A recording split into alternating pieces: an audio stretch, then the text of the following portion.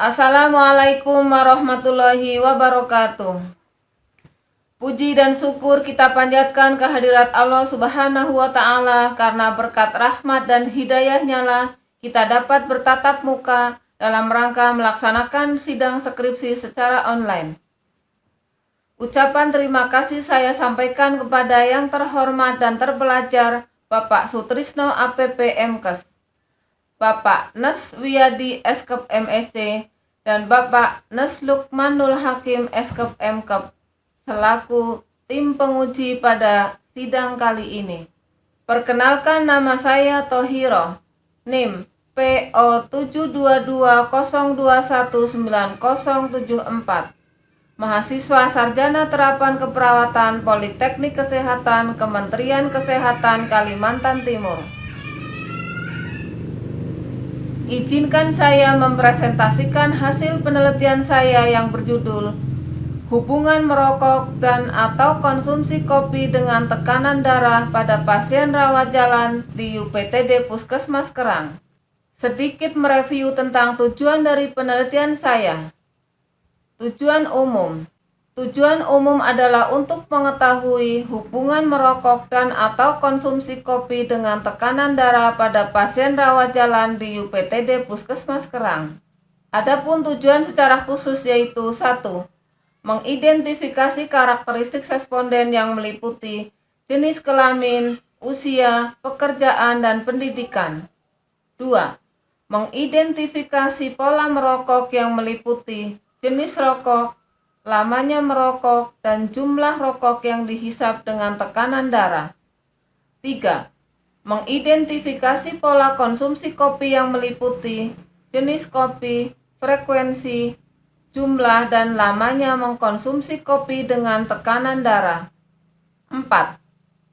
Menganalisa hubungan merokok dan atau hubungan konsumsi kopi dengan tekanan darah. Hasil penelitian. Pada tabel dapat dilihat distribusi frekuensi berdasarkan karakteristik responden. 1. Jenis kelamin.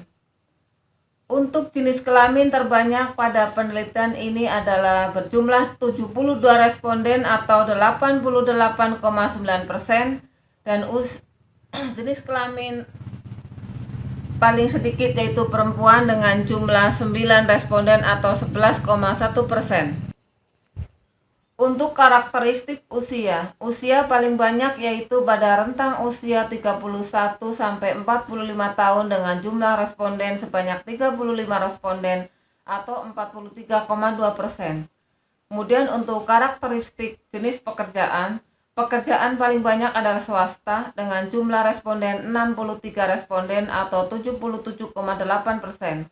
Untuk karakteristik pendidikan, dengan jumlah pendidikan terbanyak yaitu kategori pendidikan menengah dengan jumlah 42 responden atau 51,8%. Kemudian untuk distribusi frekuensi berdasarkan kebiasaan merokok dan pola merokok. 1. Untuk yang merokok berjumlah 62 responden atau 76,5%, dan yang tidak merokok berjumlah 19 responden atau 23,5%. 2. Untuk yang merokok jenis rokok non-elektrik berjumlah 57 responden atau 91,9%, dan yang merokok elektrik sebanyak 5 responden atau 8,1%. Untuk yang merokok dengan jumlah rokok 1-2 bungkus sebanyak 36 responden atau 58,6%, dan yang merokok kurang dari 1 bungkus berjumlah 26 responden atau 41,94 responden.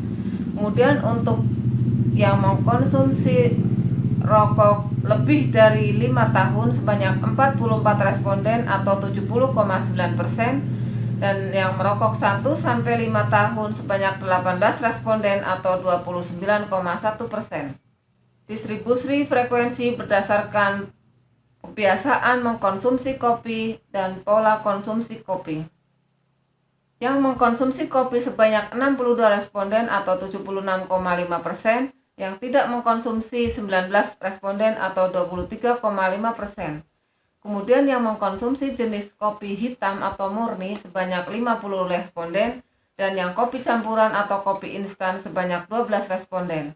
Kemudian yang mengkonsumsi kopi dengan frekuensi lebih dari 2 kali sehari sebanyak 39 responden dan yang mengkonsumsi 1-2 kali sehari sebanyak 23 responden atau 37,1%.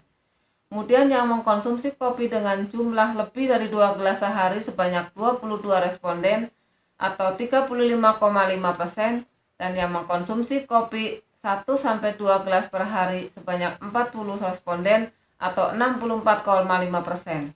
Kemudian yang mengkonsumsi kopi lamanya lebih dari 5 tahun yaitu 50 responden dan yang 1-5 tahun sebanyak 12 responden atau 19,36%. Analisis bivariat hubungan merokok dengan tekanan darah.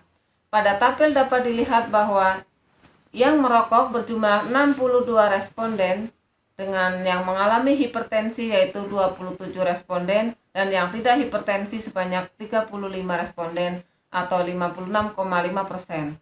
Kemudian dari 19 responden yang tidak merokok, terdapat 15 yang hipertensi dan 4 yang tidak hipertensi. Dengan hasil p-value 0,015 dan odds ratio 0,206. Berdasarkan uji chi-square diperoleh nilai tersebut pada tabel bahwa secara statistik terdapat hubungan yang signifikan antara kebiasaan merokok dengan tekanan darah dan nilai odds ratio 0,206 menunjukkan bahwa responden dengan kebiasaan mengkonsumsi rokok berpeluang 0,206 kali mengalami tekanan darah tinggi dibandingkan dengan responden yang tidak merokok. Analisis bivariat hubungan konsumsi kopi dengan tekanan darah. Pada tabel dapat dilihat bahwa yang mengkonsumsi sebanyak 62 responden yang mengalami hipertensi yaitu 37, yang tidak hipertensi sebanyak 25 responden atau 40,3%, dan yang 19 tidak mengkonsumsi kopi yang mengalami hipertensi 5 orang dan yang tidak hipertensi 14 responden. Nilai p-value pada tabel dapat dilihat 0,022 dan nilai odds ratio 4,144. Secara statistik dinyatakan bahwa ada hubungan yang signifikan antara kebiasaan mengkonsumsi kopi dengan tekanan darah. Serta dari tabel dapat dilihat nilai odds ratio 4,144 yang berarti bahwa responden yang memiliki kebiasaan mengkonsumsi kopi memiliki peluang 4,144 kali mengalami tekanan darah tinggi dibandingkan dengan yang tidak konsumsi kopi. Analisis bivariat hubungan pola merokok dengan tekanan darah. Pada tabel dapat dilihat bahwa dari semua pola merokok, responden yang merokok 1-2 bungkus sebanyak 36 responden, yang hipertensi yaitu 10 responden dan yang tidak hipertensi 26 responden. Sedangkan 19 yang mengkonsumsi kopi kurang dari 1 bungkus, 15 hipertensi dan yang 11 tidak hipertensi. Berdasarkan tabel dapat dilihat nilai p-value untuk hubungan jumlah rokok dengan tekanan darah yaitu 0,035 dan nilai odds ratio 0,282. Kepada analisis hubungan pola konsumsi kopi dengan tekanan darah. Pada tabel dapat dilihat bahwa responden yang mengkonsumsi kopi dengan jumlah lebih dari 2 gelas per hari dapat dilihat nilai p-value yaitu 0,018 dan nilai odds ratio 4,974. Dari semua jenis pola konsumsi kopi, hanya responden yang mengkonsumsi jenis kopi lebih dari 2 gelas yang mengalami tekanan darah. Pembahasan lanjutan hubungan kebiasaan merokok dengan tekanan darah. Dari hasil analisis menunjukkan responden yang merokok berjumlah 62 orang dan yang tidak merokok sebanyak 19 orang dengan nilai p-value 0,015 lebih kecil atau sama dengan dari nilai alfa 0,05, yang berarti bahwa secara statistik terdapat hubungan yang signifikan antara kebiasaan merokok dengan tekanan darah dan nilai odds ratio didapatkan 0,206, yang berarti bahwa seseorang yang memiliki kebiasaan merokok berpeluang 0,206 kali lebih tinggi untuk menderita hipertensi dibandingkan dengan yang tidak merokok. Hal ini sejalan dengan penelitian Fitria dan kawan-kawan tahun 2005 yang menyebutkan bahwa ada perbedaan yang signifikan antara kebiasaan merokok dengan tekanan darah dengan nilai p-value 0,001.